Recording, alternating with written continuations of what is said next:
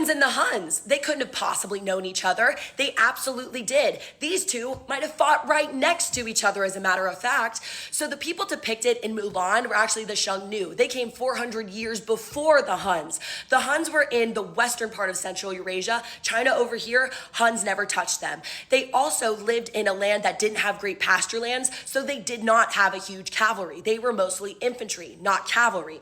And so their relationship with the Roman Empire was very tumultuous. Initially, they operated as mercenaries for the Roman Empire, leading them to be granted land, them along with the Alans and the Goths, Pannonia. They worked for Emperor Theodosius to combat the rebel Maximus Decimus Meridius. After that, the Huns united under a central authority named Rua, who was succeeded by his nephews Attila and Belda. So Attila and Belda and the Huns largely relied on free trade and tribute from the Roman Empire. Mind you, the tribute was like 1.2% of the Roman Empire's yearly revenue. It wasn't that much, and it wasn't that much to ask for. But under Attila and Belda, the Roman Empire screwed with their free trade and stopped paying tribute, leading them to attack them. During peacetime, the Huns very rarely raided. It was an exception to the rule. And that conflict ended in more land grants, free trade, and more tribute. So Belda dies, Attila's last man standing. What does the Roman Empire do again? Screw with their free trade and stop paying tribute, leading for Attila to attack them again.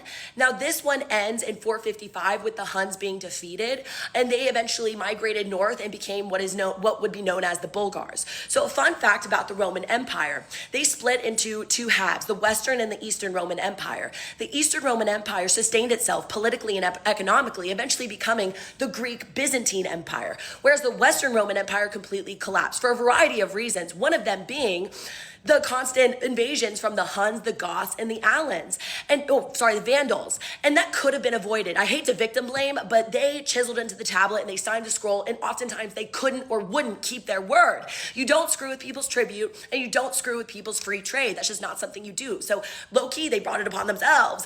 And the last emperor of the Western Roman Empire, very fun fact, it was Romulus Augustus. He was the son of Attila the Huns, Roman right-hand man.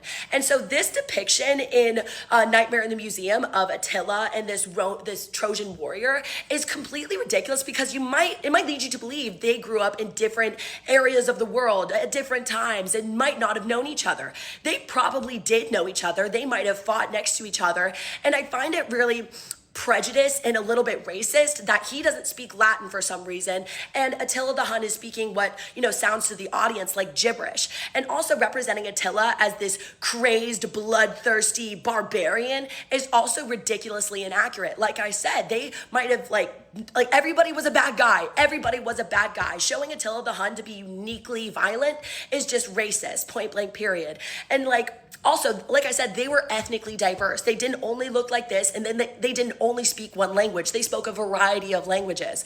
So just make sure, when you look at history in Mulan or Nightmare at the Museum, you think to yourself, is this even true? Is this even accurate? Were these people actually like this? And it's just fun to, question history, especially as we see it in mainstream media.